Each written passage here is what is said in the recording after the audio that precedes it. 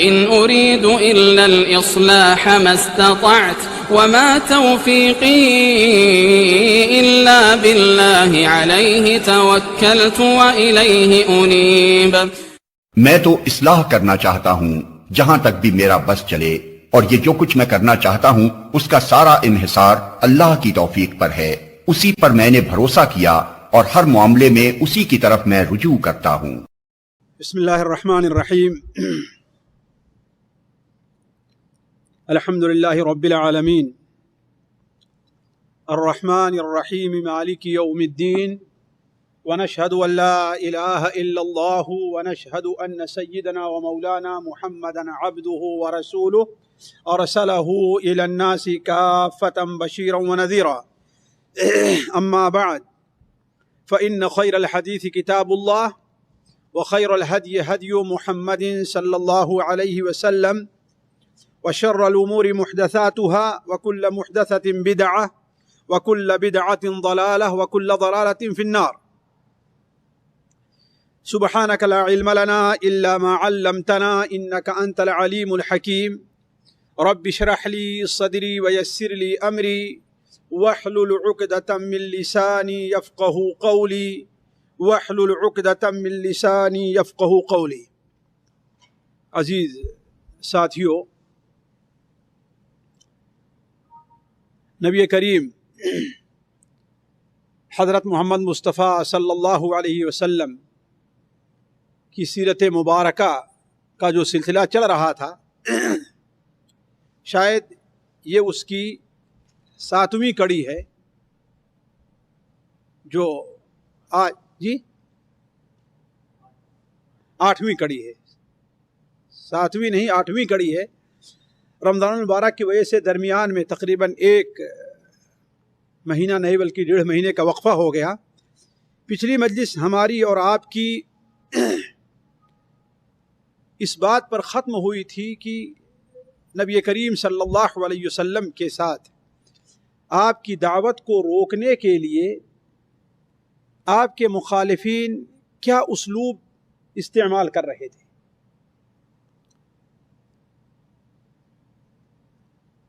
بات چلتے چلتے یہاں تک پہنچی کہ جب ان کی ایذا رسانی حد سے آگے بڑھ گئی تو نبی کریم صلی اللہ علیہ وسلم نے صحابہ کرام رضوان اللہ علیہم اجمعین کو مکہ مکرمہ سے حبشہ کی طرف ہجرت کی اجازت دی، لیکن کفار نے مسلمانوں کو وہاں بھی سکون نہیں لینے دیا. ان کی مکمل کوشش رہی کہ کسی بھی طریقے سے ان کو وہاں واپس بلا لیا جائے، لیکن وہ اس میں کامیاب نہیں ہوئے. انہوں نے تمام حربے استعمال کیے، اذیتیں دی، پروپیگنڈا کیا، آپ کے خلاف دوسروں کو ابھارا، آپ کو شاعر، مجنون، جو بھی الفاظ ہو سکتے تھے آپ کے لیے استعمال کیا، آپ کو تنگ کیا گیا.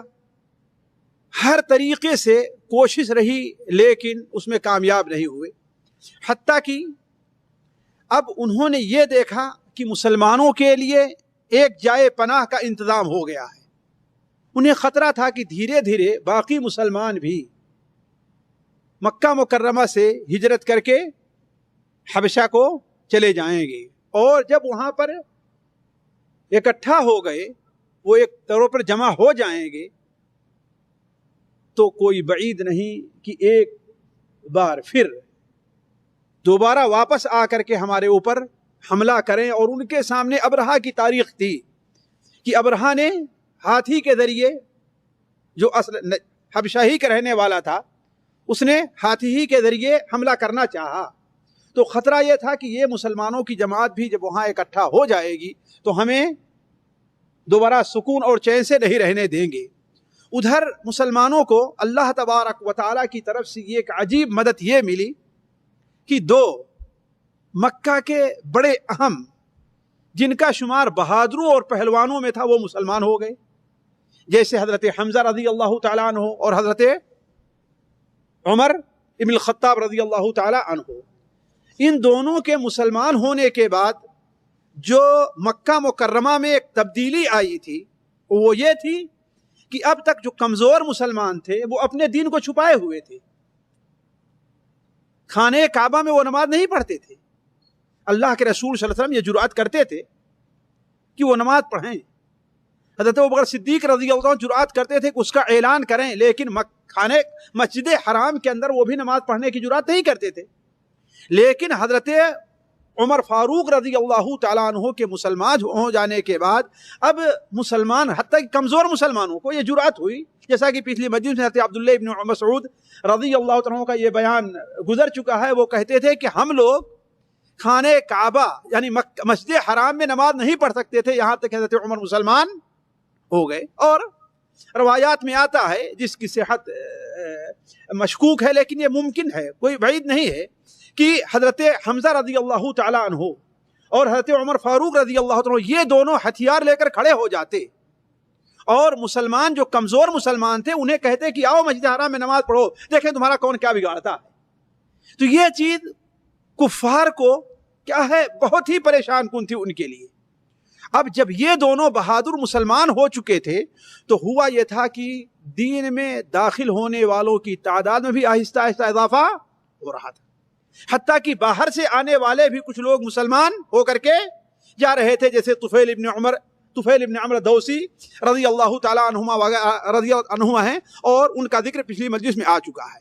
اس لیے کفار نے مکہ کے جتنے لوگ تھے سوا بنو ہاشم اور بنو مطلب کے، بنو ہاشم میں صرف ایک شخص تھا جو ان کا ساتھ دے رہا تھا، ابو لہب، انہوں نے ایک میٹنگ کی، دارالندوہ میں بیٹھے، ایک پلاننگ کی کہ یا تو بنو ہاشم جن کے سب سے بڑے سردار ابو طالب تھے، یا تو اس بات پر تیار ہو جائیں کہ محمد اللہم صلی علی محمد انہیں ہمارے حوالے کر دیں، اور یا پھر ان کے ساتھ ہم مکمل بائیکاٹ کرتے ہیں۔ تاریخ کے اندر یہ چیز عربی میں مقاطعہ کے نام سے یہ واقعہ جانا جاتا ہے، اردو میں اس کا ترجمہ عام طور پر مکمل بائیکاٹ کہتے ہیں۔ اور یہ ایک بڑا اہم واقعہ ہے تاریخ کا کہ پورے مکہ کے لوگوں نے یہ طے کیا، حتیٰ کہ ایک دستاویز لکھی گئی، مشہور روایات کے مطابق اس کا لکھنے والا بغید ابن عمرو تھا، جس کا ہاتھ شل ہو گیا، جس کا ہاتھ شل ہو گیا، وہ دوبارہ اپنے ہاتھ سے کوئی کام نہیں کر سکا۔ یہ تحریر لکھی گئی جس کے اندر چند نقاط تھے۔ پہلا نقطہ تو یہ تھا کہ بنو ہاشم اللہ کے رسول صلی اللہ علیہ وسلم یعنی محمد صلی اللہ علیہ وسلم مسلمان، اور بنو ہاشم اور بنو مطلب میں سے جو لوگ ان کا ساتھ دیتے ہیں ان کے ساتھ مکمل خاندانی طور پر، معاشرتی طور پر ان کا بائیکاٹ کیا جائے، نہ ان کے ساتھ اٹھا اور بیٹھا جائے، نہ ہی شادی بیاہ ان کے ساتھ کیا جائے، نہ ان کے ساتھ لین دین کا معاملہ رکھا جائے، حتیٰ کہ خرید و فروخت بھی ان کے ساتھ نہ کیا جائے، حتیٰ کہ بات یہاں تک پہنچی کہ ان کے ساتھ بات بھی نہ کی جائے۔ اب ظاہر بات ہے یہ بڑا ہی مشکل مرحلہ ہوا کرتا ہے، اور اسی کے ساتھ ساتھ یہ خطرہ بھی تھا کہ کسی وقت بھی غافل پا کر کے ہمیں نبی کریم صلی اللہ علیہ وسلم کو یہ لوگ قتل بھی کر سکتے ہیں۔ لہذا اس کے لیے ابو طالب نے تمام بنو ہاشم کو اور بنو مطلب کو اکٹھا کیا، جو لوگ مسلمان ہوئے تھے وہ بھی، اور جو لوگ کافر تھے وہ بھی، سارے لوگ اکٹھا ہوئے اور یہ عہد کیا کہ محمد صلی اللہ علیہ وسلم ان کی حفاظت کرنی ہے۔ لہذا آج اگر آپ مسجد حرام میں وہاں پر کھڑے ہوں جہاں پر صفا پہاڑی ہے، صفا پہاڑی کو اپنے دائیں کریں اور مروہ کو بائیں کریں، اور خانہ کعبہ آپ کے پیچھے رہے، آپ سامنے دیکھیں تو یہ علاقہ دور تک جو جاتا ہے یہی آج بھی شعب علی کے نام سے مشہور ہے، شعب علی کے نام سے مشہور ہے۔ یہ ان کی موروثی جگہ تھی۔ تمام بنو ہاشم اور بنو مطلب اسی جگہ کیا ہو گئے، اکٹھا ہو گئے اور جمع ہو گئے۔ باہر نہیں نکلتے تھے. کیوں؟ اس لیے کہ جان کا بھی خطرہ تھا. دوسری بات یہ ہے کہ ان سے کوئی بات بھی نہیں کرتا تھا, لہذا سارے لوگ یہاں پر محصور ہو کر کے آ گئے. اب یہ مسئلہ اتنا سخت رہا کہ نبی کریم صلی اللہ علیہ وسلم اور آپ کے ساتھی, اور شاید اسی سے متعلق اللہ کے رسول صلی اللہ علیہ وسلم نے ارشاد میں صحیح بخاری شریف کے اندر آیت ہے کہ مجھے جتنی تکلیف اللہ تعالیٰ کے بارے میں دی گئی کسی اور کو نہیں دی گئی. کہا میرے اوپر ایک ایسا وقت گزرا ہے کہ کھانے کو کوئی چیز نہیں ملتی تھی الا ایک ہی تھوڑا سا دانہ غلہ جو بغل میں بلال چھپا کر کے لے آیا کرتی تھی. یعنی اتنی بھی ہمت نہیں ہوتی تھی کہ کسی برتن میں سامنے لے کر کے جائیں. اب آپ لوگ خود ہی سمجھ سکتے ہیں بغل میں جو چیز چھپا کر کے لائی جائے گی اس کی مقدار کتنی ہوگی, ذرا سوچیں کتنی مقدار ہوگی. کہا کہ صرف وہی چیز ہمیں کھانے کو ملتی تھی, اس کے علاوہ اور کوئی چیز کھانے کو ملتی نہیں تھی. تو یہ علاقہ جو منا تک چلا گیا ہے, بلکہ منا سے آپ آئیں اور جیسے ہی منا کی حدود ختم ہوتی ہے, اس کے بعد ابطح, آج بھی شارع ابطح کے نام سے ایک شارع بھی ہے, یہی علاقہ مقام ابطح ہے. تو یہاں سے لے کر کے وہاں تک چونکہ موروثی جگہ تھی اس لیے یہاں پر لوگ اکٹھا ہو گئے. یہ مشکلہ مرحلہ ساتھیوں بڑا ہی مشکل رہا ہے.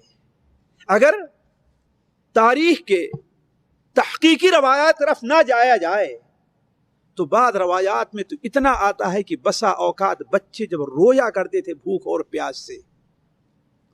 پیاس سے رویا کرتے تھے تو ان کے رونے کی آواز وادی سے باہر تک جایا کرتی تھی. ان کا کوئی جرم نہیں تھا, صرف جرم یہ تھا کہ یا تو یہ انہوں نے کلمہ لا الہ الا اللہ محمد رسول اللہ کا اقرار کر لیا ہے, اور یا اگر اس کا اقرار نہیں کیا تو محمد صلی اللہ علیہ وسلم کا ساتھ دینے کے لیے لوگ تیار ہو گئے ہیں. میں اس وقت مسلمانوں کی کیا حالت زار تھی اس تفصیل میں نہیں جانا چاہتا. یہ بڑا ہی درد انگیز واقعہ ہے. صرف دو باتیں, ایک بڑے اہم صحابی جو عشرہ مبشرہ میں سے ہیں, حضرت سعد بن ابی وقاص رضی اللہ تعالی عنہ, ان کا دو قول تاریخ نے اور سیرت کی کتابوں میں نقل کیا ہے. ان کا ایک قول تو یہ ہے کہ انہی ایام میں ایک بار میں باہر نکلا, بھوک سے اتنی میری حالت خراب ہو گئی تھی کہ میرے پیر کے نیچے کوئی رات میں کوئی نرم چیز جو ہاتھ سے دبتی ہے, کہا میرے پیر کے نیچے پڑی, اسے اٹھا کر کے میں کھا گیا. آج تک مجھے نہیں معلوم کہ وہ چیز کیا تھی, وجہ کوئی حلال چیز تھی یا حرام چیز تھی, کوئی کھانے کی چیز تھی یا کھانے کی چیز نہیں تھی. بس صرف یہ ہے کہ چونکہ نرم اور ملائم ہے, پتھر نہیں ہے, لکڑی نہیں ہے, وہ چیز میرے سامنے ہاتھ نیچے پڑی تو اسے ہم نے اپنے منہ میں ڈال لیا. آج تک مجھے پتا نہیں ہے کہ ہاں وہ چیز کیا تھی. خود حضرت سعد بن ابی وقاص بیان فرماتے ہیں کہ اللہ کے رسول صلی اللہ علیہ وسلم کے ساتھ میں تھا, ایک بار مکے کی طرف نکلا تو مجھے رات میں پیشاب کرنے کی خواہش ہوئی. ساتھیوں, اس لیے یہ بتانا ہے کہ دین ہمارے پاس جو اس طریقے سے صاف ستھری شکل میں آیا ہے اس کے لیے مسلمانوں نے بڑی قربانی دی ہے, اور ہم بھی دین کے ایک داعی, اسلام کے ایک فرد ہیں, ہم سے بھی اسلام انہی قربانیوں کا مطالبہ کرتا ہے. لیکن ہم دیکھ رہے ہیں کہ ہم اس سلسلے میں کس قدر کوتاہ ہیں, جس کے نتیجے میں اللہ تبارک و تعالیٰ کی طرف سے ہماری قوم پر کس قدر آزمائشیں آ رہی ہیں اس کا بھی ہم اور آپ مشاہدہ کر رہے ہیں.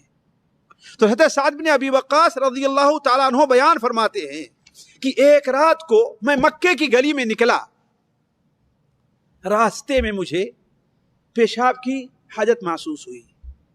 جب میں پیشاب کرنے لگا تو ایسا محسوس ہوا کہ میرا پیشاب کسی ایسی چیز پر پڑ رہا ہے جو زمین نہیں, زمین سے الگ کوئی چیز ہے. پہلی بات محسوس ہوتا ہے, اور ایسی چیز لگی کہ جو زمین سے تھوڑی سی اٹھی ہوئی ہے, اس لیے کہ ایسی کسی چیز کے اوپر پانی یا آپ ہاتھ ماریں تو اندازہ ہوگا کہ ہاں بھائی یہ ٹھوس ہے یا درمیان میں کوئی چیز خالی. ساتھیوں سعد بن وقاص کہتے ہیں کہ ہم نے اس کو اٹھا لیا، جس پر پیشاب پڑا تھا ان کا، ہم نے اسے اٹھا لیا، دیکھا تو وہ ایک چمڑا تھا۔ کیا تھا؟ چمڑا۔ اللہ بہتر جانتا ہے، کسی ذبح کیے ہوئے جانور کا چمڑا تھا، کسی مردہ جانور کا چمڑا تھا، اللہ بہتر جانتا ہے۔ لیکن اس وقت کی پریشانی دیکھیں آپ، اس قدر بھوک لگی تھی، اس قدر پریشانی تھی، کہا کہ ہم نے اسے اٹھا لیا، پانی سے دھویا اس کو، ہم نے دھونے کے بعد اسے آگ پر بھونا، پھر اس کے صفوف بنایا ہم نے، اور 3 دن تک اس پر ہم نے گزارا کیا ہے۔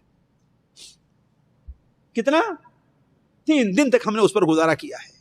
ساتھیوں، یہ صورتحال تھی، اور 1 دن نہیں، 1 مہینہ نہیں، 6 مہینے نہیں، 1 سال نہیں، 2 سال نہیں، مستقل 3 سال تک نبی کریم صلی اللہ علیہ وسلم اس وادی میں محرم 7 ہجری کے اندر داخل ہوئے ہیں۔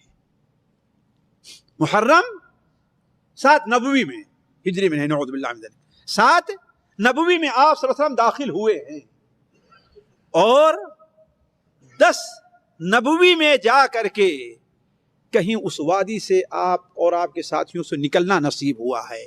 لیکن ہوا کیا ہے ساتھیوں، اس سلسلے میں سیرت کی کتابوں میں متعدد باتیں ہیں، لیکن کوئی بھی صحیح روایت اب تک مجھے نہیں مل سکی اس سلسلے میں کہ آخر نکلنے کا سبب کیا بنا ہے۔ لیکن اتنی بات ضرور ہے کہ کچھ لوگوں نے، جنہوں نے مسلمانوں کو وہاں سے نکالنے کی کوشش کی ہے، ان کی تعریف نبی کریم صلی اللہ علیہ وسلم کی زبانی وارد ہے حدیث کی کتابوں میں۔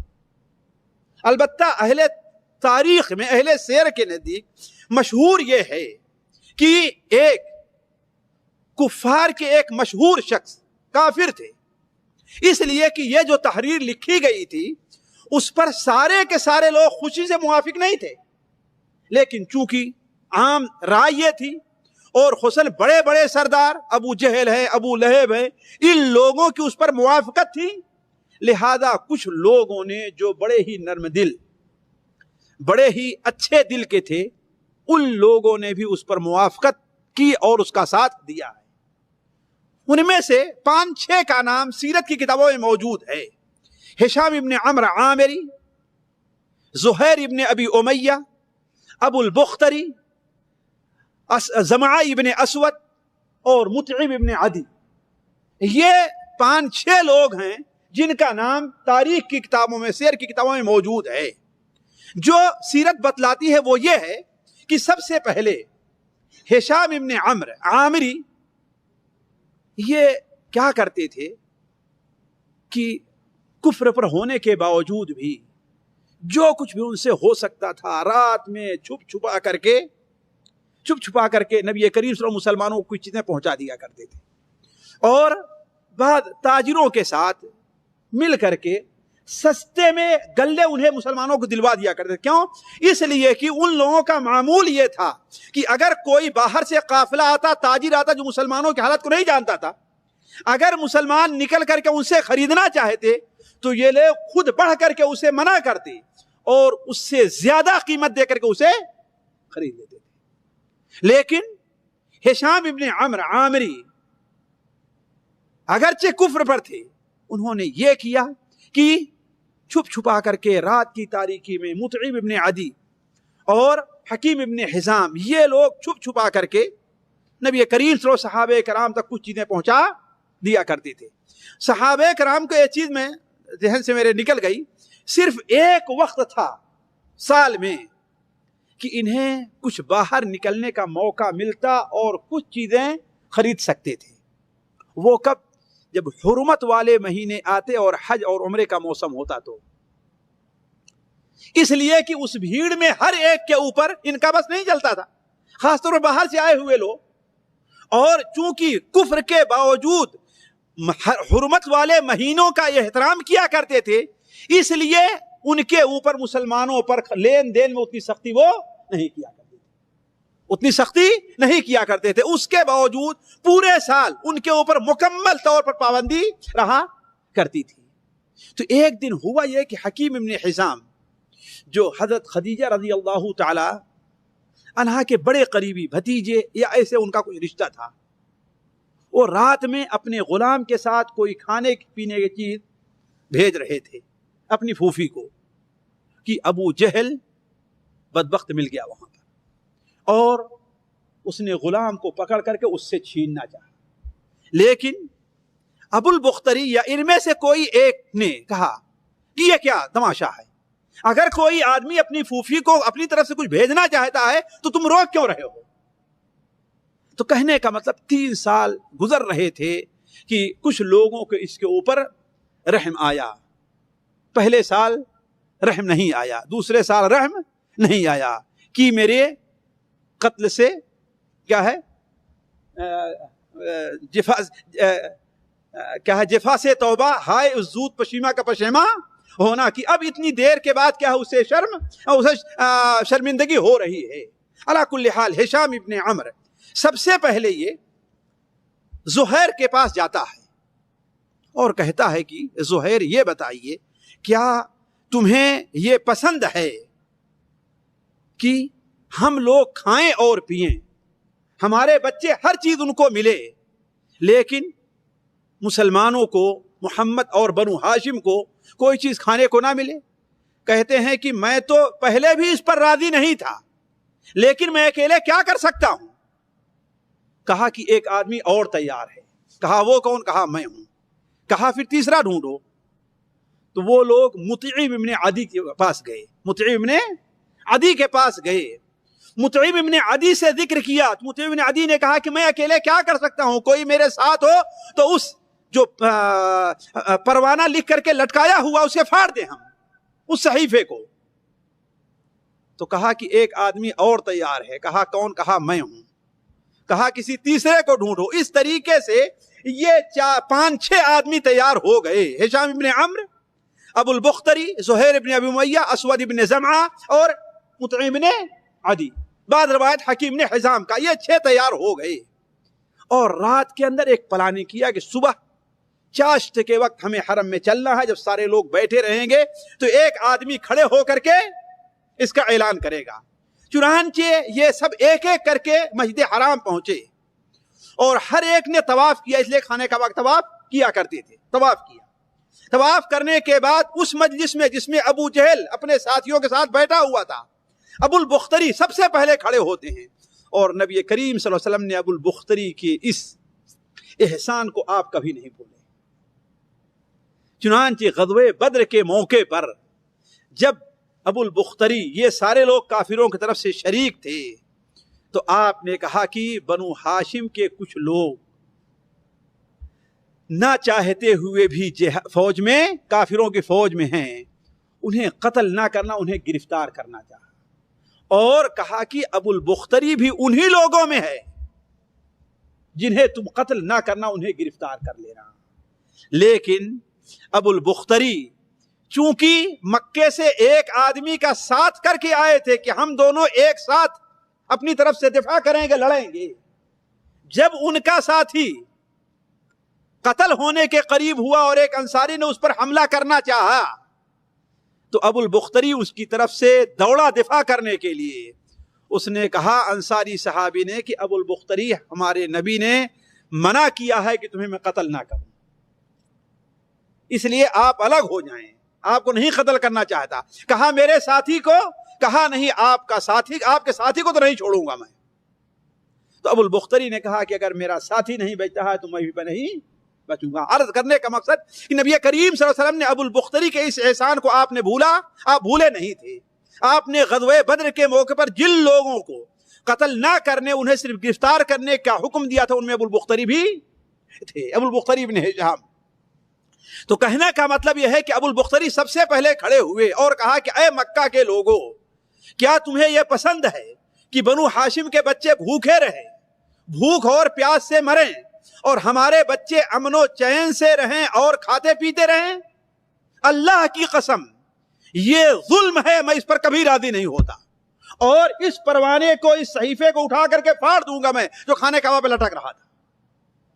ابو جہل نے کہا تم جھوٹ بول رہے ہو, وہ کبھی نہیں پھاڑا جائے گا. اس پر ہشام ابن عمرو نے کہا کہ نہیں, تم جھوٹ بول رہے ہو, پھاڑا جائے گا. ہشام ابن عمرو کا بولنا تھا کہ زہیر بھی بول پڑے, حکیم ابن حزام بھی بول پڑے, مطعم ابن عدی بھی بول پڑے. تو ابو جہل ظاہر بات بیوقوف تو تھا نہیں, اگرچہ کافر تھا لیکن بڑا ہوشیار تھا. کہا اچھا یہ معاملہ تم لوگوں نے رات میں طے کیا ہے, یہ معاملہ تم لوگوں نے رات میں طے کیا ہے. اتنی دیر میں روایات کے مطابق ابو طالب بھی وہاں پر پہنچ گئے. انہیں نبی کریم صلی اللہ علیہ وسلم نے یہ بتا دیا تھا کہ جاؤ, وہ جو صحیفہ لٹکا ہوا ہے اس میں بعض روایات میں ہے کہ صرف اللہ تعالیٰ کا نام باقی ہے اور باقی ظلم کی جتنی باتیں تھیں ساری دمک کھا گئے, اور بعض روایات میں ہے کہ صرف ظلم باقی ہے, اللہ کے نام کو دمک وہاں سے دمکوں نے ختم کر دیا ہے تاکہ اللہ تعالیٰ کا نام ظلم کے ساتھ باقی نہ رہ جائے. یہ بات ہونی تھی. ابو طالب پہنچے اور جا کر کے جب پیغام سنایا, لوگ جیسے آگے بڑھتے ہیں, ابو البختری آگے بڑھے, اسے پھاڑے تو دیکھتے ہیں کہ صحیح جیسا اللہ کے رسول فرمایا تھا ویسے ہی اسے پایا ہے. اس طریقے سے ساتھیوں یہ معاملہ ختم ہو گیا اور مسلمانوں کو آزادی مل گئی کہ اب مکے میں جہاں چاہیں آئیں اور جائیں. لیکن ساتھیوں یہ دنیا بھی عجیب ہے. اللہ تبارک و تعالی اس دنیا میں مسلم اور کافر, ان تکونوا تعلمون فانہم یعلمون کما تعلمون لیکن وترجون من اللہ ما لا یرجون. اس دنیا میں مسلمان بھی بیمار ہوتا ہے اور کافر بھی بیمار ہوتا ہے. اس دنیا میں مسلمان کو بھی چوٹ لگتی ہے اور کافر کو بھی چوٹ لگتی ہے. اس دنیا مسلمان بھی بھوکا اور پیاسا رہتا ہے اور کافر بھوکا اور پیاسا رہتا ہے. اس دنیا میں عذاب یا کوئی ناگہانی صورتحال پیدا ہوتی ہے تو اس سے مسلمان بھی متاثر ہوتا ہے اور کافر بھی متاثر ہوتا ہے, لیکن انجام کے لحاظ سے دونوں کے اندر بڑا فرق ہے, دونوں میں بڑا فرق ہے. وَتَرْجُونَ مِنَ اللَّهِ مَا لَا يَرْجُونَ, تم اللہ تبارک و تعالیٰ سے وہ امیدیں رکھتے ہو اجر کی, ثواب کی, جنت کی, اچھے بدلے کی, جس کی امید کافر نہیں رکھتے. تو خوشی کے ساتھ دنیا میں ہزاروں غم بھی ہوتے ہیں, جہاں بجتی ہے شہنائی وہیں ماتم بھی ہوتے ہیں. مسلمان 10 ہجری کو 10 نبوی کو شعب ابی طالب سے باہر آ گئے. اب بظاہر تمام مسلمانوں کو خوشی تھی, جس میں نبی کریم صلی اللہ علیہ وسلم بھی شریک تھے, لیکن اللہ تبارک و تعالی دنیا کا کچھ ایسا نظام بنایا ہے کہ ایک مصیبت ختم ہوتی ہے تو دوسری اس کی جگہ لے لیتی ہے, دوسری ختم ہوتی ہے تو تیسری اس کی جگہ لے لیتی ہے, تیسری ختم ہوتی ہے چوتھی اس کی جگہ لے لیتی ہے. ایک طرف مسلمانوں کو بھی خوشی تھی, نبی کریم صلی اللہ علیہ وسلم کو بھی خوشی تھی. ابھی چند مہینے بالضبط اس کی تحدید نہیں کی جا سکتی, چند ہفتے چند مہینے گزرے تھے کہ نبی کریم صلی اللہ علیہ وسلم کی اس دنیا میں مادی طور پر جو سب سے زیادہ مدد کرنے والے تھے, یعنی ان کے چچا ابو طالب, ان کا انتقال ہو جاتا ہے. اور ظاہر بات ہے ابو طالب ہی قریش یا مکہ کے مشرکین اور نبی کریم صلی اللہ علیہ وسلم کے درمیان میں کیا تھے؟ ایک گویا کی دیوار حائل تھے, ایک قلعہ تھے کہ نبی کریم صلی اللہ علیہ وسلم کے قتل کی جرأت وہ لوگ نہیں کرتے تھے تکلیف. اور اسی لیے یہ جو بائیکاٹ تھا اسی لیے تو تھا نا, بخاری شریف میں ہے کہ نہ ان کے ساتھ شادی کریں گے, یہ کریں گے, یہ کریں, یہاں تک کہ وہ محمد کو ہمارے حوالے کر دیں صلی اللہ علیہ وسلم. اور ابو طالب اس کے اوپر تیار نہیں تھے, لہذا بنو ہاشم بھی اس کے اوپر تیار نہیں تھے. لیکن اب کرنا کیا ہے کہ ابو طالب کا انتقال, اور بڑی بدقسمتی ہے, اللہ تبارک و تعالیٰ کی حکمت کو کوئی نہیں جانتا, اس کی حکمت سب چیز پر غالب ہے. ہوا یہ کہ بنو طالب کا انتقال کفر کے اوپر ہوتا ہے. نبی کریم صلی اللہ علیہ وسلم کی ہر طرح سے مدد کر رہے تھے, ساری دنیا کی مخالفت مول لی تھی، لیکن ان کا انتقال کس کے اوپر ہو رہا ہے؟ کفر کے اوپر ہو رہا ہے۔ اور تعجب کی بات یہ ہے کہ جن کا دنیاوی طور کوئی فائدہ نہیں ہے، مکہ کے جو مشرکین تھے اور قریش جیسے ابو جہل وغیرہ، یہ لوگ آخری دم تک ابو طالب کو مسلمان نہیں ہونے دیے۔ میں صرف 2 حدیثیں آپ کے سامنے رکھتا ہوں، ورنہ باتیں تو بہت ہیں۔ پہلی حدیث سنن ترمذی وغیرہ میں ہے، مسند احمد میں حضرت عبداللہ بن عباس سے مروی ہے کہ جب ابو طالب بیمار ہوئے تو قریش ان کے پاس آئے، آپ صلی اللہ علیہ وسلم نے خبر سنی، آپ ان کی عیادت کے لیے آئے اور ان کے سرانے آپ بیٹھ گئے۔ کس کے؟ ابو طالب کے۔ اتنے میں ابو جہل بدبخت آتا ہے اور ابو طالب کے بغل میں ایک جگہ خالی تھی، وہاں پر بیٹھ جاتا ہے اور کہتا ہے کہ اے ابو طالب، اب آپ دیکھ رہے ہیں آپ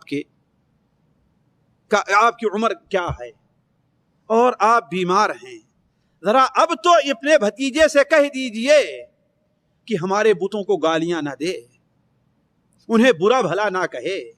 اور میں یہ نقطہ یہاں پر یاد دلاؤں گا آپ لوگوں کو کہ بتوں کو گالیاں دینے کا کیا معنی ہے۔ ان کے ماں بہن کی گالی دی، اللہ کے رسول صلی اللہ علیہ وسلم گالی دیا کرتے تھے۔ اصل میں سب کا لفظ آیا ہے عربی میں، اس کے معنی ہمارے یہاں اردو میں جو گالی دینا کہا جاتا ہے یہ معنی صحیح نہیں ہے۔ عام طور پر دیکھیں گے سب کا معنی لوگ کہتے ہیں گالی دینا ہے، اصل ترجمہ اس کا یہ ہونا چاہیے کہ عیب نکالنا ہے۔ اصل معنی سب کا کیا ہوتا ہے؟ عیب نکالنا، ان میں عیب ڈھونڈنا۔ اور ظاہر بات اللہ کے رسول صلی اللہ علیہ وسلم یہی تو کہتے کہ ان بتوں کے ہاتھ میں کچھ بھی نہیں ہے، یہ تمہارا کچھ بھی نہیں کر سکتے، یہ بے جان ہے۔ اور آج دیکھیں کہ آج ہمارے بہت سے اپنے مسلمان کہنے والے بھائیوں میں یہی بہت بڑا اختلاف ہے۔ اگر یہ کہا جائے کہ ہاں بھائی، جن کے مزار تم بنا کر کے رکھے ہو،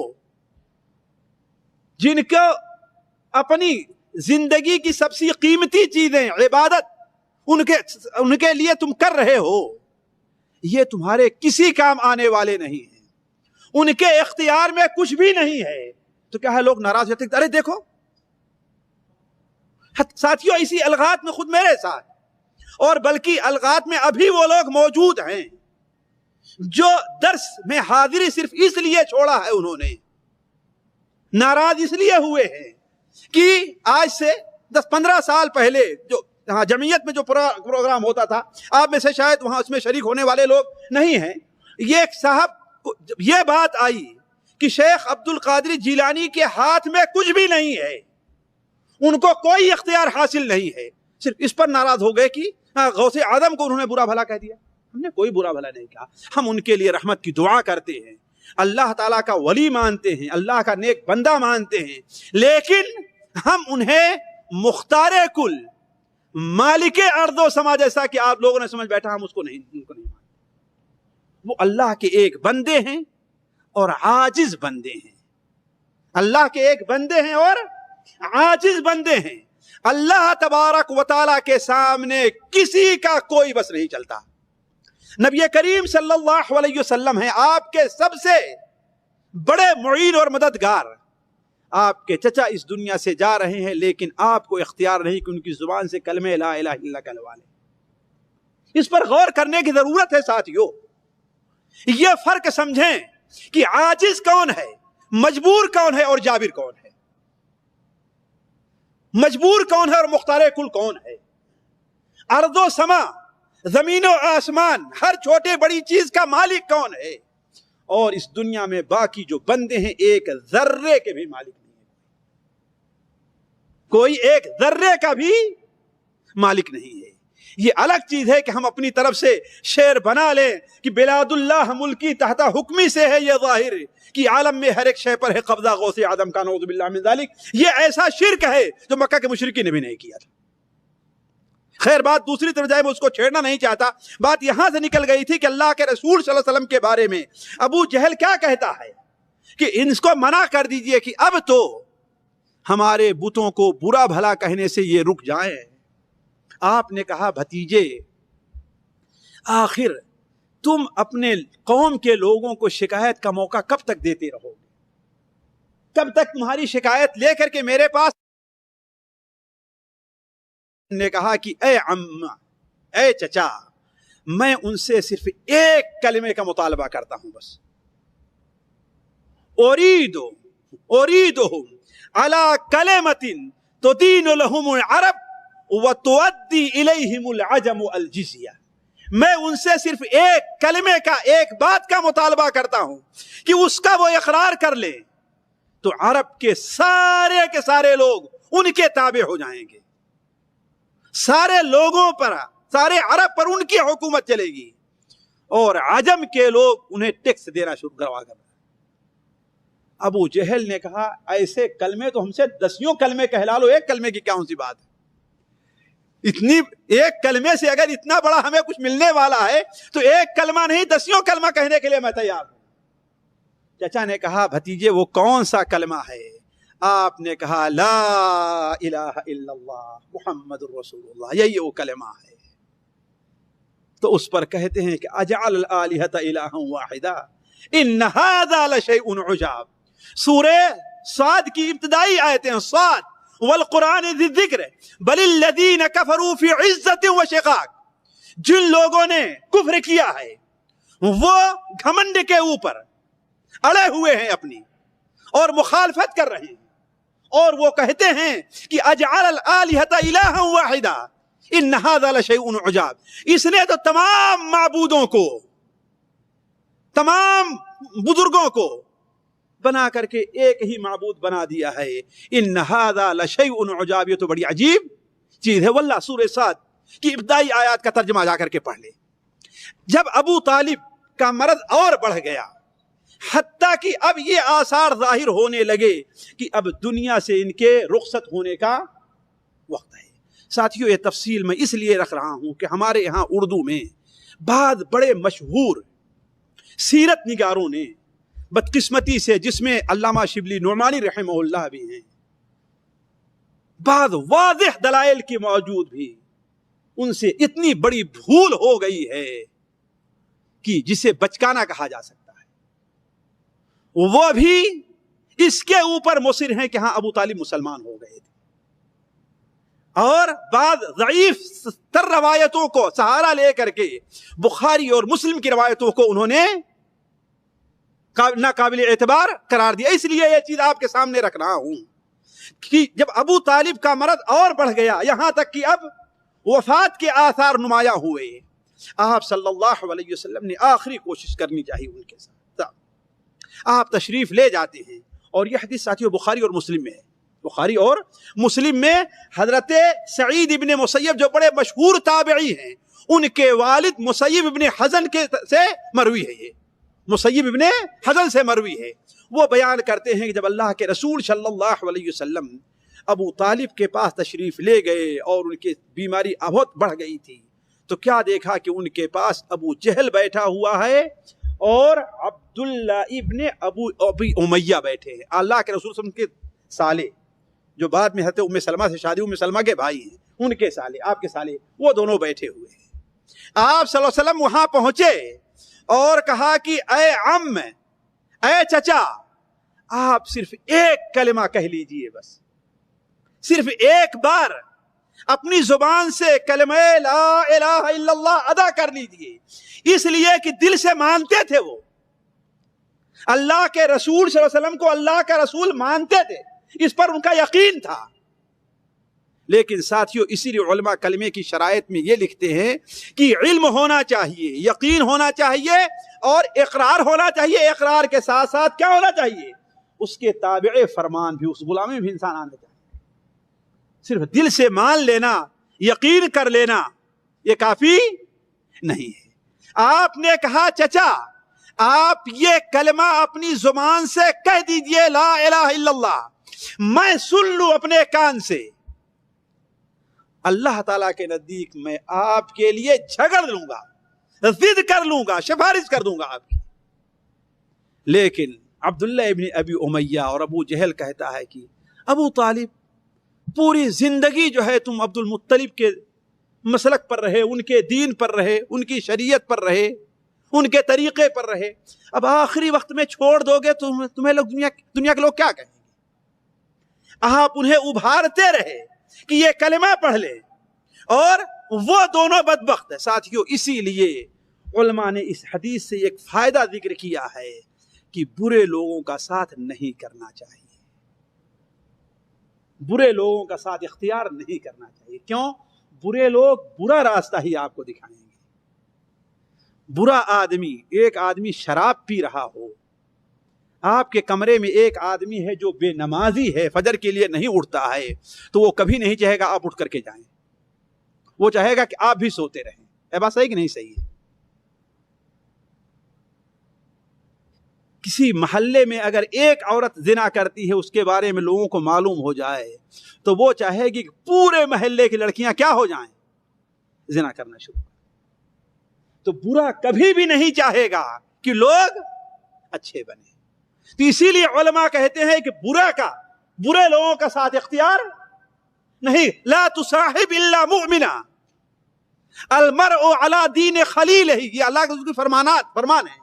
المرء علی دین خلیلہ فلینظر احدکم من یخالل. آدمی اپنے خلیل, اپنے دوست کے مذہب اور طریقے پر ہوا کرتا ہے, لہذا یہ دیکھو کہ تم کس سے دوستی کر رہے ہو, وہ نیک ہے یا کہ برا ہے. تو وہ دونوں اس بات پر مصر رہے ابو طالب کے سامنے کہ نہیں, آپ یہ کلمہ نہ کہیں, آپ آخری عمر میں اپنے باپ دادا کے دین کو نہ چھوڑیں. آخر میں آخری بات جو ان کی زبان سے نکلتی ہے وہ یہ ہے کہ اخترت النار علی العار, نعوذ باللہ من ذلک, علی ملت عبد المطلب.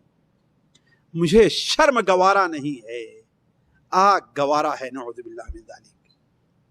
لوگ مجھے عیب دلائیں گے, کہیں گے دیکھو ابو طالب پوری زندگی یہ کرتے رہے, آج یہ ہو گئے. جیسے ہمارے بہت سے لوگوں سے کہو بھائی داڑھی رکھ لو, تو کہیں گے بھائی یہ بھی تو جھوٹ بولتے ہیں ہم. لوگ کیا کہیں گے, داڑھی بھی رکھا اور جھوٹ بھی بولا رہا ہے کہ نہیں؟ یعنی دو گناہ کرنا گوارا ہے لوگوں کو, دو گناہ کرنا, داڑھی بھی چلائیں اور جھوٹ بھی بولیں, فلم بھی دیکھیں اور داڑھی بھی چلائیں, دونوں گناہ گوارا ہے.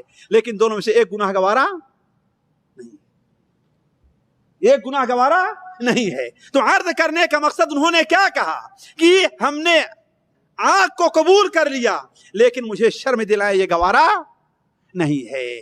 جب ان کی زبان سے یہ الفاظ نکلتے ہیں تو نبی کریم صلی اللہ علیہ وسلم ان کو ساتھ چھوڑ کر کے ہٹ گئے, حتیٰ کہ ان کی وفات جا کنی کا وقت تھا, لیکن نبی صلی اللہ علیہ وسلم نے وہاں پر, آپ صلی اللہ علیہ وسلم وہاں پر موجود نہیں رہے.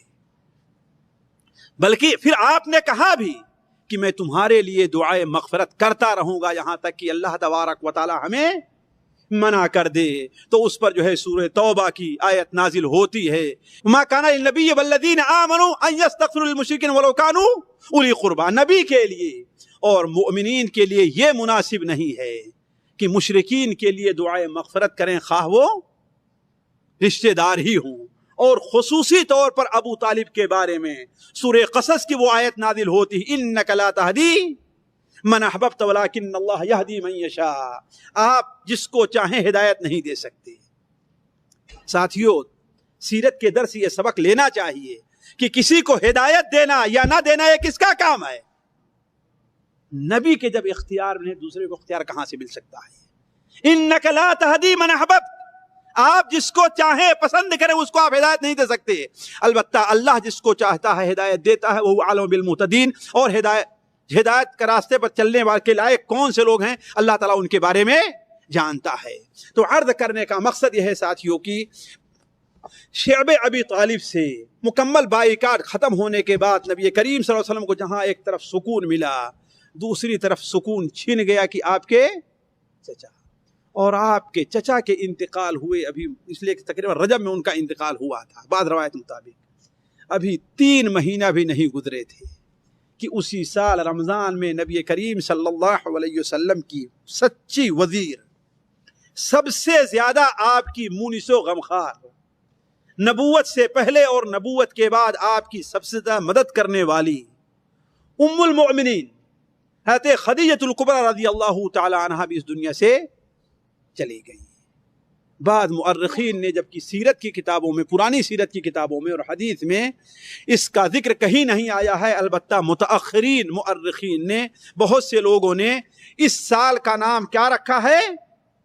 عام الحزن، یعنی غم کا سال، غم کا سال رکھا ہے، اس لیے کہ نبی کریم صلی اللہ علیہ وسلم کے پاس پے در پے یہ دو چیزیں آئی، اور اس کے بعد اور بھی قریش کی ایذا اور تکلیف کے اندر اضافہ ہو گیا۔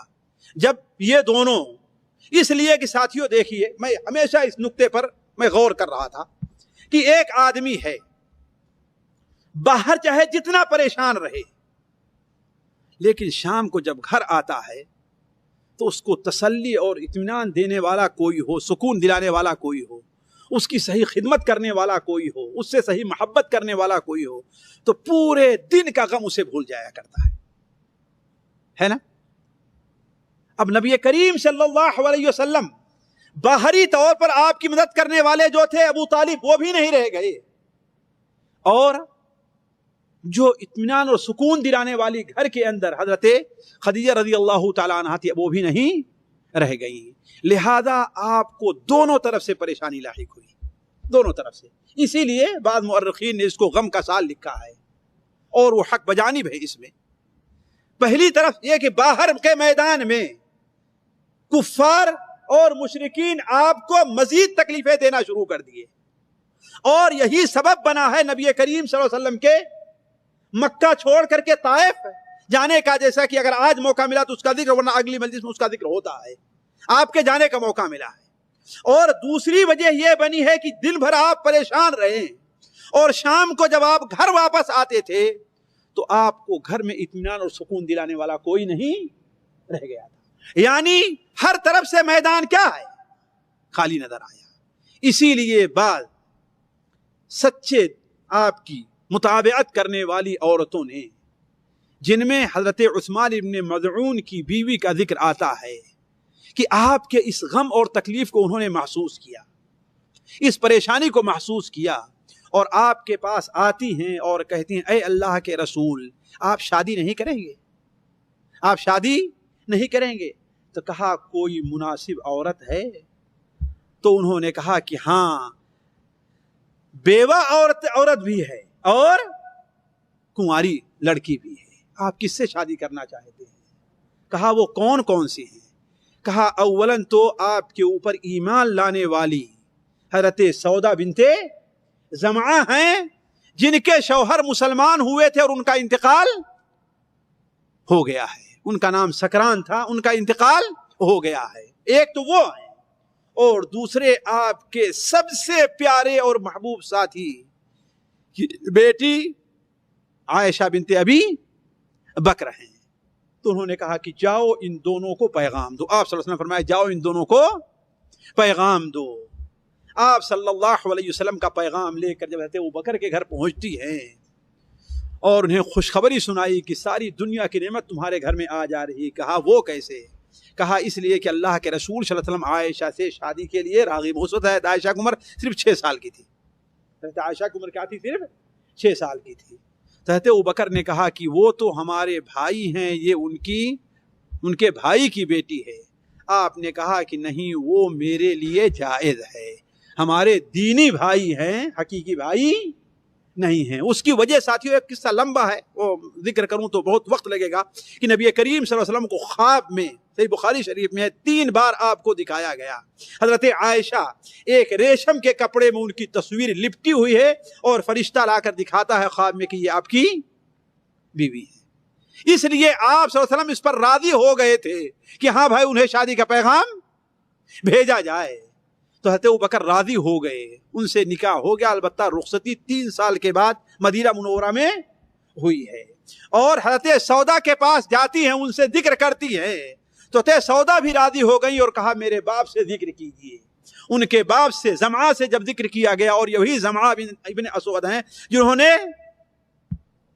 وہ مقاطعہ، وہ جو پروانہ تھا جس کو پھاڑنے کے اندر مدد کی تھی، تو وہ بھی راضی ہو گئے اور دونوں کی شادی ہو گئی۔ البتہ ابھی رخصتی 1 سال کے بعد ہوئی ہے۔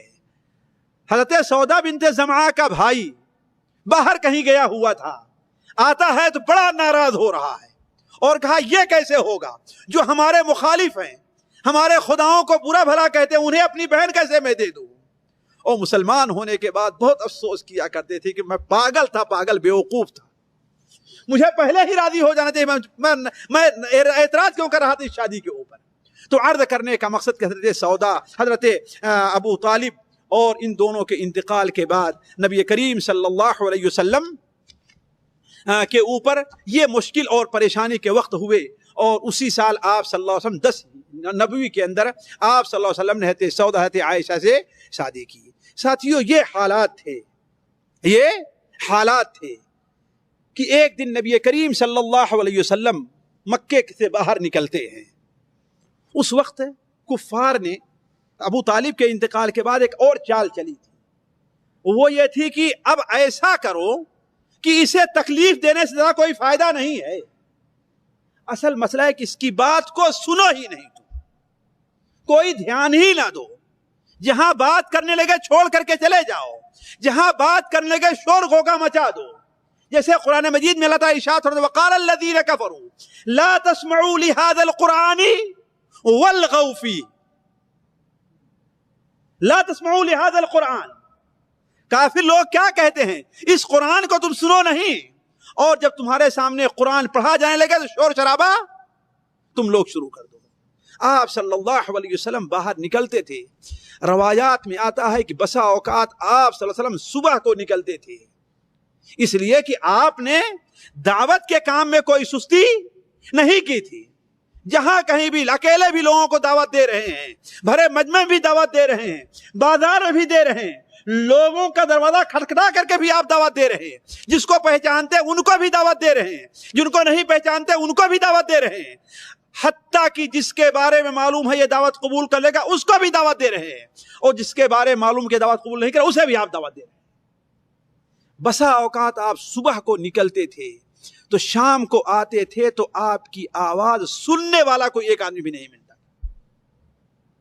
اسی حالات میں ایک دن آپ صلی اللہ علیہ وسلم نکلے، سیرت ابن ہشام کے اندر یہ حدیث، یہ قصہ موجود ہے کہ کسی بیوقوف نے نبی کریم صلی اللہ علیہ وسلم کے طاق میں تھا کوئی بیوقوف، اور کیچڑ اس نے اور مٹی جمع کی ہوئی تھی، آپ صلی اللہ علیہ وسلم کا ادھر سے گزر ہوتا ہے کہ اس بدبخت نے آپ کی بات سننے کے بجائے کیا کیا کہ پوری مٹی اور کیچڑ آپ کے اوپر ڈال دیا، جو آپ کے سر، چہرے اور پورے کپڑے پر آپ کے پڑ گئی۔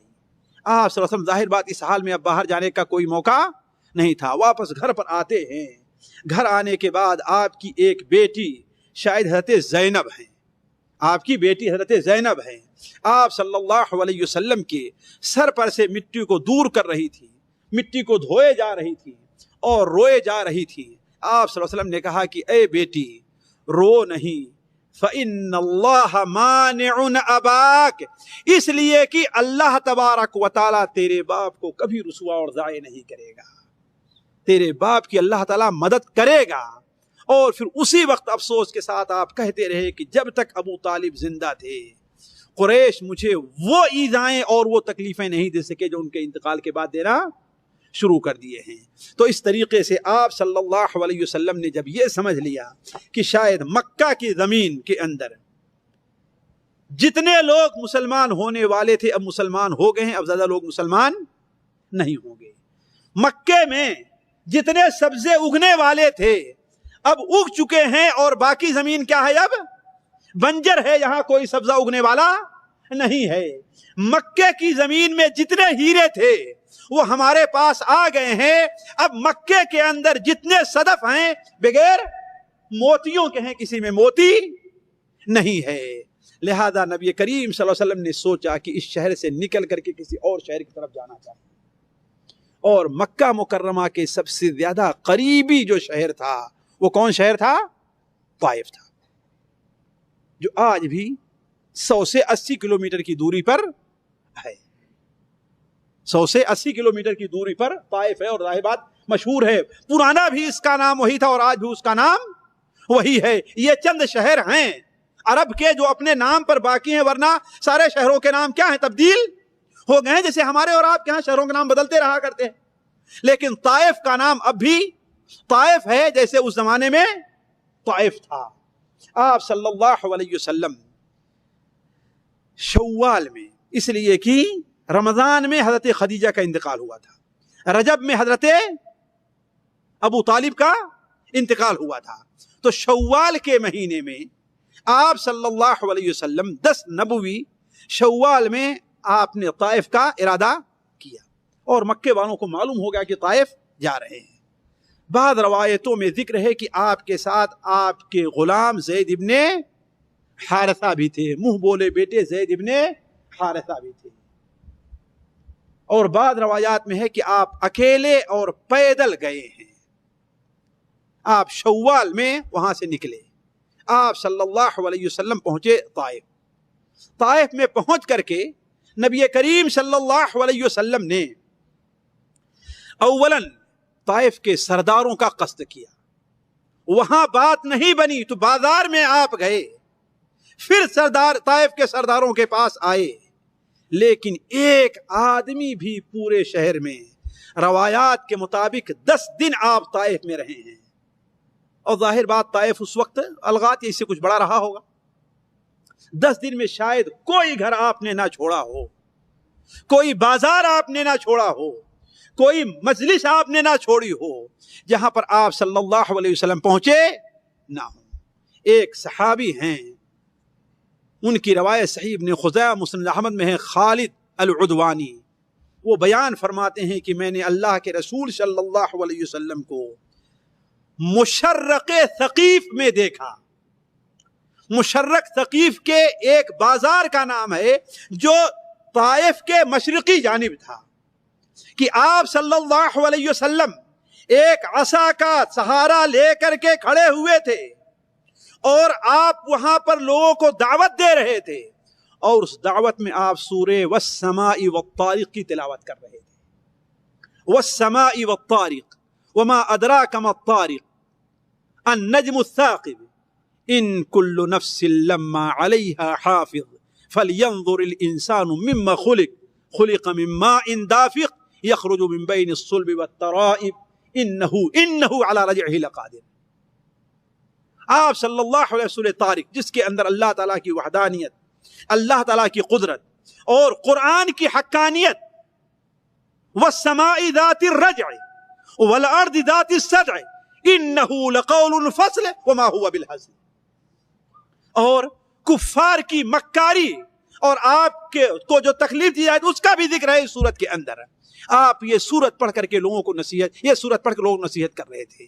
حضرت خالد العدوانی کہتے ہیں کہ میں جب مشرک تھا اس وقت بھی ہم نے اس سورت کو یاد کر لیا تھا.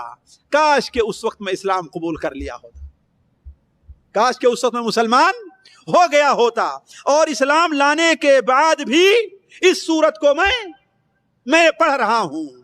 کہا کہ میں آپ کی باتوں کو بہت غور سے سن رہا تھا کہ اتنے میں دور سے مجھے ایک شخص دیکھتا ہے، اور وہ مکے کا رہنے والا تھا، اس لیے کہ آپس میں آنا جانا حتیٰ کہ شادی بیاہ کا بھی تعلق قائم تھا طائف کے اور مکہ کے درمیان. اور اس کے ساتھ کیا دیکھتا ہوں کہ ایک آدھ ثقیف کے رہنے والے ہیں، وہ مجھے بلاتا ہے. کہا یہاں آؤ. کہا کیا کہہ رہے ہو؟ کہا کہ ماشاءاللہ یہ جو کچھ کر رہا ہے، ہم نے پوری صورت لوگوں کو سنا دی، وہ سمائے و طارق پوری صورت ہم نے ان کو سنا دی. تو ان لوگوں نے کہا کہ نحن اعلم بصاحبنا، اپنے ساتھی، اپنے یہاں کے آدمی کے بارے میں ہمیں اچھی معلومات ہے، اگر یہ جو کچھ کہہ رہا ہے حق ہوتا تو ہم اس کی بات کو مان لیے ہوتے. تو کہنے کا مطلب کہ نبی کریم صلی اللہ علیہ وسلم بازار میں بھی اور اکیلے ہر جگہ لوگوں کو دعوت دیتے رہے. بعض الفاظ آپ کے دعوت کے نقل کیے ہوئے، ان میں سے کچھ الفاظ وہ بھی ہیں جو آپ صلی اللہ علیہ وسلم ثقیف کے سرداروں کے پاس گئے. وہ 3 بھائی تھے، عبد یعلیل تھے، مسعود اور حبیب. یہ 3 بھائی مکے طائف کے اس وقت سردار تھے. آپ نے تینوں سے الگ الگ بھی جا کر کے بات کی. ان میں سے ایک کہتا ہے کہ تجھ جیسے آدمی کو اگر اللہ تعالیٰ نبی بنایا ہے تو گویا اللہ تعالیٰ خانہ کعبہ کا پردہ پھڑوا دینا چاہتا ہے. نعوذ باللہ من ذالک، یعنی تم جیسے لوگ. دوسرا کہتا ہے کہ بس پوری دنیا میں تو ہی غریب مسکین فقیر یتیم بچا تھا جسے اللہ تعالیٰ نبی بنائے، کوئی دوسرا نہیں رہ گیا تھا. اس لیے کہ وہ نبوت کو بھی دنیا کی سرداری کے اوپر قیاس کیا کرتے تھے. اور ساتھیو اللہ تعالیٰ کی یہ حکمت ہے، بہت بڑی حکمت ہے کہ اللہ تعالیٰ نے عمومی طور پر جو نبی بھیجے ہیں وہ عام لوگوں میں پہلے ہوا کرتے تھے. کیوں؟ اس لیے کہ جو سردار ہوگا وہ غریبوں کے ساتھ نہیں اٹھے گا اور نہیں بیٹھے گا. جو عام آدمی ہوگا وہی غریبوں کے پاس بھی جائے گا، فقیروں کے پاس بھی جائے گا، مالداروں کے پاس بھی جائے گا اور ان کے پاس بھی جائے گا. لیکن وہ لوگ قیاس کرتے تھے کیا کہ نبوت کس کو ملنا چاہیے؟ لولا انزل هذا القرآن على رجل من القريتين عظيم. یہ دونوں بڑے شہر جو ہیں ان میں سے کوئی یہ جو سردار ہیں ان میں سے کسی کو نبی کیوں نہیں بنایا گیا؟ قرآن کیوں نہیں نازل ہوا؟ تو کہا کہ بس تو ہی ملا ہے. تیسرا کہتا ہے جس کا جواب سب سے عقل مندی پر، اس کا بھی جواب غلط تھا لیکن سب سے عقل مندی پر مبنی تھا، وہ یہ ہے کہ دیکھیے بھائی آپ کی نبوت ہمارے سامنے واضح نہیں ہو رہی. اگر آپ سچے نبی ہیں تو آپ کی بات کو رد کرنا اپنے آپ کو عذاب میں ڈالنا ہے، لہذا میں آپ کی بات نہیں سننا چاہتا. اور اگر آپ جھوٹے ہیں تو میں کسی جھوٹے سے بات کرنا اپنی توہین سمجھتا ہوں. نہ اس طرح ماننا ہو نہ ہی اس طرح ماننا ہے. آپ صلی اللہ علیہ وسلم جب مایوس ہو گئے 10 دن کے بعد تو ان لوگوں سے کہا ٹھیک ہے تم نے ہماری بات نہیں مانی تو ایسا کرو کہ ہمارے ساتھ جو یہاں معاملہ پیش آیا ہے وہ ہماری قوم کو، مکہ کے لوگوں کو نہ بتانا، ہماری قوم کے لوگوں کو نہ بتانا، اس لیے کہ اب میں کون سا منہ لے کر کے مکے میں جاؤں گا.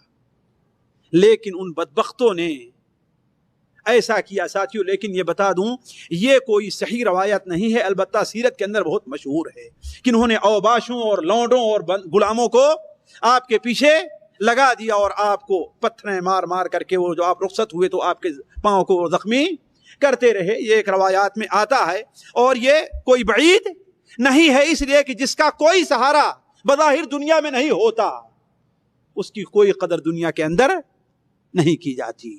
جس کو کوئی دفاع کرنے والا طرف نہیں ہوتا ہے اسے جو چاہتا ہے وہ تکلیفیں دیا کرتا ہے. آپ صلی اللہ علیہ وسلم ان کے پاس سے رخصت ہوئے، پریشان ہو گئے تھے، تھک گئے تھے. اور اگر یہ روایت صحیح ہے کہ آپ کو پتھر مار رہے تھے، ظاہر بات آپ کے تھکنے کے اندر پریشان ہونے میں کوئی شبہ ہی نہیں ہے کہ آپ صلی اللہ علیہ وسلم جا رہے تھے تو کیا دیکھتے ہیں کہ سامنے ایک باغ ہے. اور ساتھیوں یہ وہی راستہ تھا، آج بھی بدقسمتی سے وہ فوٹو وغیرہ نہیں ہے ورنہ آج بھی ایک آدھ مسجد بنی ہوئی ہے راستے میں جہاں پر آپ رکے تھے. کہا جاتا ہے کہ مکہ کے ربیعہ نامی ایک شخص کے 2 بیٹوں کا وہاں پر باغ تھا. آپ اپنے کو بچانے کے لیے اس باغ کے اندر داخل ہو گئے، اس لیے کہ اس وقت جو باغ رہا کرتے تھے، بلکہ ہم نے اپنے بچپن میں بھی دیکھا ہے رہا کرتے تھے کہ باغ کے سامنے کیا ہے، ایک چاروں طرف سے ایک دیوار بنا دیا کرتے تھے لوگ تاکہ اول حفاظت رہے، دوسرے پردے وغیرہ کا بھی اہتمام رہے. تو آپ اس باغ میں داخل ہو کر کے ایک درخت کے نیچے بیٹھ گئے، بلکہ بیٹھنے سے پہلے آپ صلی اللہ علیہ وسلم 2 رکعت نماز پڑھی اور آپ وہاں پر بیٹھ کر کے سستا رہے تھے. تو اس باغ کے جو دونوں مالک تھے انہوں نے آپ صلی اللہ علیہ وسلم کو دیکھا، ظاہر بات مکہ کے تھے، آپ کو پہچان لیا. تو خود تو نہیں آئے لیکن عداس نامی ان کا ایک نصرانی غلام تھا، اس کے ذریعے ایک تھالی میں دھو کر کے کچھ انگور بھیج دیے، کہا کہ جاؤ دے دو اسے کھانے کے لیے. عداس حافظ ابن حجر رحمہ اللہ علیہ سوا میں یہ تحقیق نقل کرتے ہیں کہ ہاں عداس مسلمان ہوا تھا، اس لیے میں اس واقعے کا یہاں پر ذکر کر رہا ہوں کہ وہ لے کر کے آئے اور آپ صلی اللہ علیہ وسلم کے سامنے پیش کیا تو آپ نے کھانے سے پہلے کیا فرمایا؟ بسم اللہ.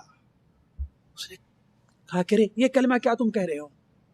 یہاں تو کسی سے ہم نے نہیں سنا یہ کلمہ بسم اللہ کہتے ہوئے کھانے سے پہلے.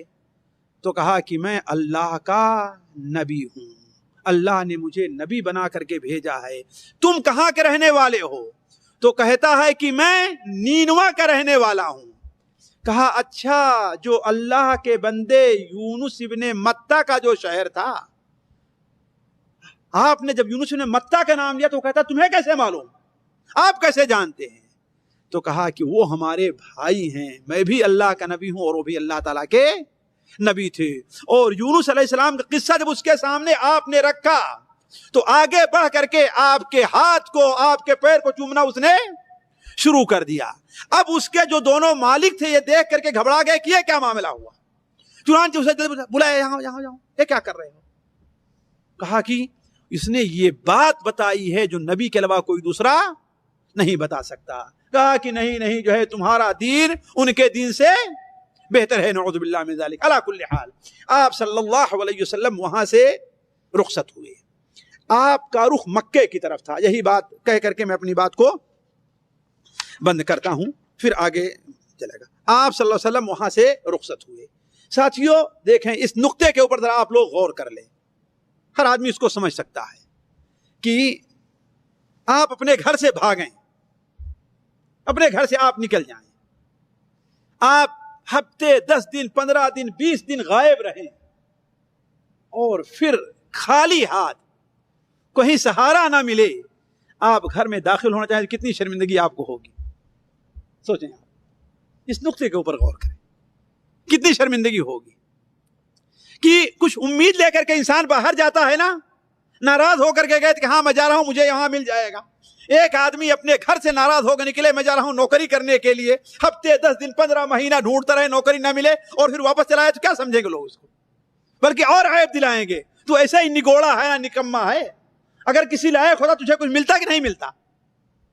تو نبی کریم صلی اللہ علیہ وسلم کو جو سب سے غم تھا، سب سے بڑی پریشانی اور الجھن تھی، وہ یہ تھی کہ اب میں کون سا منہ لے کر کے مکے میں جاؤں گا. لیکن ساتھیوں ہمیں یہ نہیں بھولنا چاہیے کہ اللہ تبارک و تعالی 7ویں آسمان پر تشریف فرما ہے، اوپر وہاں سے اپنے بندوں کے مکمل حالات کی خبر رکھتا ہے. اللہ تعالی اپنے مومن بندوں کو کبھی ضائع نہیں کرتا ہے. ان کی تسلی کا، ان کے اطمینان کا سامان اللہ تعالیٰ پیدا کر دیتا ہے. چنانچہ اس سفر کے اندر اور اس کے بعد کے ایام میں 3 ایسے حادثات پیش آئے جس نے نبی کریم صلی اللہ علیہ وسلم کی دھاڑ بڑھا دی اور آپ مزید جذبے سے اور جوش سے اور محنت کر کے دین کی تبلیغ کرنا شروع کر دی. پہلا مرحلہ کیا پیش آیا ساتھیوں؟ آپ صلی اللہ علیہ وسلم بڑے ہی غمگین تھے، اور آپ میں سے کوئی شخص جس کے اوپر بڑا غم طاری ہو اور سفر کرنے لگے تو اسے اندازہ ہوگا کہ وہ میلوں طے کر لیتا ہے، اسے کچھ ہوش نہیں رہتا کہاں جا رہا ہے. یہ اگر کسی آدمی پر ایسے حالات آئیں، میں تجربے کی بات کر رہا ہوں ساتھیوں، ایسے حالات پیدا ہوتے ہیں. آپ صلی اللہ علیہ وسلم چلے جا رہے تھے، آپ کو کچھ احساس نہیں کہ میں کہاں جا رہا ہوں، یہاں تک کہ آپ اس جگہ پہنچ گئے جہاں آج مسجد میقات ہے. اس جگہ پہنچ گئے جہاں آج مسجد میقات ہے، قرن منازل. وہاں پر پہنچے تو آپ کو اوپر سے کچھ آواز سنائی دیتی ہے. یہ حدیث بخاری اور مسلم کے اندر ہے ساتھیوں، یہ حدیث بخاری اور مسلم میں ہے. آپ کو ایک آواز سنائی دیتی ہے، آپ اوپر دیکھتے ہیں، اوپر کی طرف تو اوپر ایک بدری نے آپ کو سایہ کیا ہوا. یہ دیکھیے آپ صلی اللہ علیہ وسلم کی اللہ تعالیٰ اطمینان. محمد آپ پریشان کیوں ہیں صلی اللہ علیہ وسلم؟ آپ کا مقام تو یہ ہے کہ اگر طائف کے لوگ آپ پر پتھر برسا رہے ہیں تو اللہ تعالیٰ کی مخلوق آپ کے اوپر سایہ کر رہی ہے، آپ کیوں پریشان ہو رہے ہیں؟ آپ صلی اللہ علیہ وسلم کہتے ہیں کہ میں دیکھتا ہوں کہ ایک بدلی نے میرے اوپر سایہ کیا ہے اور اسی بدلی میں مجھے حضرت جبرائیل دکھائی دیتے ہیں. بدلی میں ہمیں حضرت جبرائیل دکھائی دیتے ہیں اور کہتے ہیں کہ اور مجھے پکارتے ہیں اور کہتے ہیں کہ اللہ تبارک و تعالی نے، تمہاری قوم نے تمہیں کیا جواب دیا ہے. اللہ تبارک و تعالی نے ان کا جواب اور ان کی بے ادبی سن لی ہے. یہ دیکھیے آپ کو مکے جانے میں الجھن اور پریشانی ہے، یہ دیکھیے پہاڑ کا فرشتہ حاضر ہے، اللہ تبارک و تعالی نے اسے بھیجا ہے. پہاڑ کا فرشتہ آپ سے سلام کرتا ہے اور سلام کرنے کے بعد کہتا ہے کہ اے محمد، اللہم صلی علی محمد، اگر آپ چاہیں تو مکہ کے دونوں پہاڑ، جو صفا پہاڑی ایک طرف اور اس طرف جو کوہقان ہے، ان دونوں کو ملا دے اور مکے کے ساری آبادی کو پیس کر کے رکھ دے.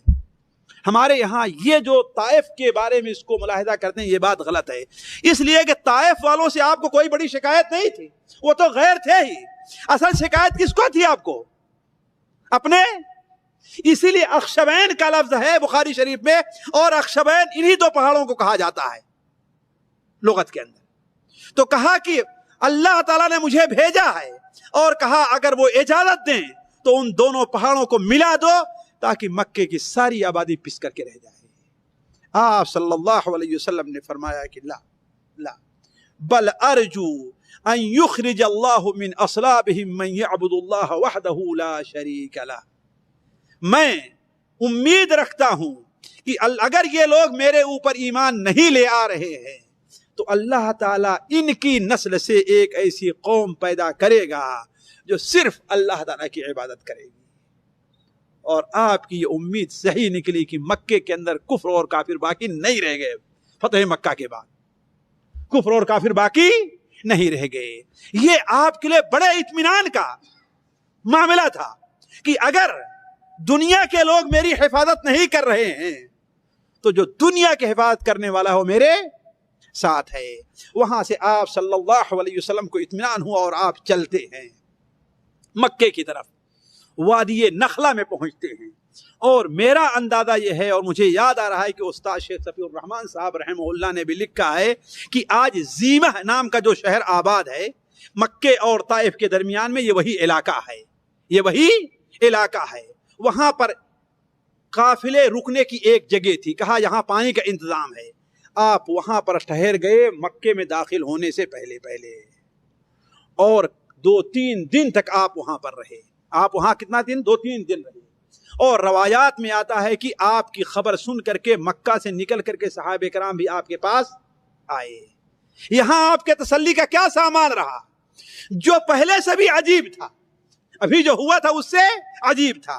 ایک دن آپ صلی اللہ علیہ وسلم فجر کی نماز پڑھا رہے تھے کہ نماز کے بعد آپ کو اللہ تعالیٰ وحی بھیجتا ہے۔ وہ کیا؟ نماز میں جنوں کی ایک جماعت آتی ہے، آپ کے قرآن پڑھنے کو سنتی ہے، اور آپ کے قرآن کو سن کر کے وہ مسلمان ہو جاتی ہے، جس کی خبر اللہ تعالیٰ آپ کو دیتا ہے۔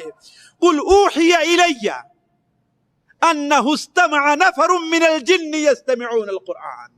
تو قرآن مجید میں 2 جگہ اس کا ذکر ہے کہ اللہ کے رسول صلی اللہ علیہ وسلم کو اللہ تعالیٰ حکم دیتا ہے کہ آپ لوگوں سے بتا دیجئے کہ میرے پاس یہ وحی آئی ہے کہ جنوں کی ایک جماعت نے قرآن سنا اور مسلمان ہو گئے۔ اور ساتھیوں، اسی واقعے کے اندر ایک آیت کے اندر اللہ تعالیٰ نے نبی کریم بہت بڑا آپ کے سکون کا بہت بڑا سبب ہے۔ وہ سبب کیا ہے؟ اللہ تعالیٰ جنوں ہی کی زبانی کیا بیان فرماتا ہے؟ وَمَن لَا يُجِبْ دَاعِيَ اللَّهِ فَلَيْسَ بِمُعْجِزٍ فِي الْأَرْضِ وَلَيْسَ لَهُ مِن دُونِهِ أَوْلِيَاءُ أُولَٰئِكَ فِي ضَلَالٍ مُّبِينٍ۔ أُولَٰئِكَ فِي وَمَن لَا يُجِبْ دَاعِيَ اللَّهِ فَلَيْسَ بِمُعْجِزٍ فِي الْأَرْضِ، اور جو اللہ تعالیٰ کے داعی یعنی محمد صلی اللہ علیہ وسلم کی بات کو قبول نہیں کرتا ہے، وہ یہ نہ سمجھے کہ ہاں دین کو مٹا کر کے رکھ دے گا۔ نہیں، اللہ تعالیٰ کو عاجز کرنے والا کوئی نہیں ہے، یعنی اس دعوت کو پھیلنے سے روکنے کی طاقت کسی کے اندر نہیں پائی جا رہی ہے۔ یہ دعوت پھیل کر کے رہے گی، آگے بڑھ کر کے رہے گی، اور پوری دنیا تک یہ دعوت پھیل جائے گی۔ وَمَن لَا يُجِبْ دَاعِيَ اللَّهِ فَلَيْسَ بِمُعْجِزٍ فِي الْأَرْضِ۔ تو یہ دوسرا آپ صلی اللہ علیہ وسلم کے لیے سکون اور اطمینان تھا۔ یہیں پر آپ صلی اللہ علیہ وسلم سے آپ کے غلام حضرت زید ابن حارثہ کہتے ہیں کہ اے اللہ کے رسول صلی اللہ علیہ وسلم، طائف کے لوگوں نے جو آپ کے ساتھ یہ بے ادبی کی ہے، آپ کو یہ تکلیفیں دی ہے، آپ ان کے لیے دعا کیوں نہیں کرتے؟ بد دعا ان پر کیوں نہیں کرتے؟ آپ صلی اللہ علیہ وسلم نے فرمایا کہ میں ان کے لیے بد دعا کرنے نہیں آیا ہوں۔ مطالبہ ہے کہ آپ بد دعا کیجئے، لیکن نبی کریم صلی اللہ علیہ وسلم ان کے لیے دعائیں کرتے ہیں کہ اے اللہ تبارک و تعالیٰ، یہ نادان ہے، یہ جانتے نہیں میں کیا ہوں، میری حقیقت کو نہیں جانتے، آپ کیا ہیں، آپ کی اہمیت کو نہیں جانتے۔ اے اللہ تعالیٰ، بجائے اس کے کہ ان کو تو ہلاک کر، اے اللہ تعالیٰ ان کے دلوں کو تو کھول دے۔ حفیظ جالندھری کہتے ہیں یہ فرما کر نبی نے ہاتھ اٹھا کر ایک دعا مانگی، خدا کا فضل مانگا، خوب تسلیم و رضا مانگی، دعا مانگی الہی قوم کو چشم بصیرت دے، الہی رحم کر ان پر انہیں نور ہدایت دے، جہالت ہی نے رکھا ہے صداقت کے خلاف ان کو، بیچارے بے خبر انجان ہیں کر دے معاف ان کو، فراخی ہمتوں کو روشنی دے ان کے سینوں کو، کنارے پر لگا دے ڈوبنے والے سفینوں کو، الہی فضل کر کوثار طائف کے مکینوں پر، الہی پھول برسا پتھروں والی زمینوں پر۔ اس کے بعد نبی کریم صلی اللہ علیہ وسلم وادی نخلا سے اپنے ساتھیوں کے ساتھ رخصت ہوتے ہیں، لیکن ابھی جو سب سے اہم مسئلہ تھا، اسی پر میں اپنی بات کو ختم کر رہا ہوں، سب سے اہم مسئلہ تھا کہ مکے میں داخل کیسے ہوں، اس لیے کہ مکے میں اب آپ کی طرف سے دفاع کرنے والا آپ کا کوئی سہارا نہیں تھا۔ تو آپ صلی اللہ علیہ وسلم آ کر کے کہاں پر ٹھہر گئے؟ جہاں پر آج جبل نور ہے، جس میں غار حرا واقع ہے، آپ وہیں پر ٹھہر گئے اور مکے میں مطعم بن عدی کے پاس بھیجا کہ ہاں مجھے پناہ دو تاکہ میں آگے بڑھوں۔ اب نبی کریم صلی اللہ علیہ وسلم کا مکے میں داخلہ، یہ مجلس آپ کے سامنے اگلی مجلس میں آپ کے سامنے رکھی جائے گی۔ اللہ تبارک و تعالیٰ سے دعا ہے کہ اللہ تعالیٰ ہمیں اور آپ کو نبی کریم صلی اللہ علیہ وسلم کی سیرت کو پڑھنے اور اس سے عبرت حاصل کرنے کی توفیق عطا فرمائے۔ اللہ تعالیٰ ہمیں آپ کو نبی کریم صلی اللہ علیہ وسلم کی سیرت سے محبت اور ہمارے دلوں میں اس کا لگاؤ پیدا کر دے۔ اللہ تعالیٰ اللہ کے رسول صلی اللہ علیہ وسلم اور صحابہ کرام جنہوں نے دین کے لیے اتنی محنتیں کی کہ دین ہمارے اور آپ کے سامنے اتنے واضح انداز میں آیا ہے، اللہ تبارک و تعالی ہم تمام مسلمانوں کی طرف سے اللہ تعالیٰ انہیں بہترین بدلہ عطا فرمائے۔ اللہ تعالیٰ ہمارا اور آپ کا یہاں پر جمع ہونا قبول فرمائے۔ اس مجلس کو اللہ تعالیٰ خاص اپنے لیے بنائے۔ یہاں جمع ہونے کی برکت سے اللہ تعالیٰ ہمارے اور آپ کے گناہوں کو معاف کر دے۔ ہم میں جو لوگ پریشان ہیں اللہ تعالیٰ ان کی پریشانی کو دور کر دے، جو لوگ قرض دار ہیں اللہ تعالیٰ ان کے قرض کو ادا کر دے، جو لوگ بیمار ہیں اللہ تعالیٰ ان کی بیماری کو دور فرما دے۔ آج ہماری اس مجلس میں جو ہر مجلس میں آیا کرتے تھے ایک ساتھی یا دو، وہ ایکسیڈنٹ میں ان کو تکلیف اور چوٹ پہنچی ہے، اللہ تبارک و تعالیٰ انہیں شفا عطا فرمائے۔ اللہ تبارک و تعالیٰ انہیں جلد جلد شفاء کامل عطا فرمائے۔ سبحانک اللہم و بحمدک، اشہد ان لا الہ الا انت، استغفرک و اتوب الیک۔ لا لا لا لا لا لا لا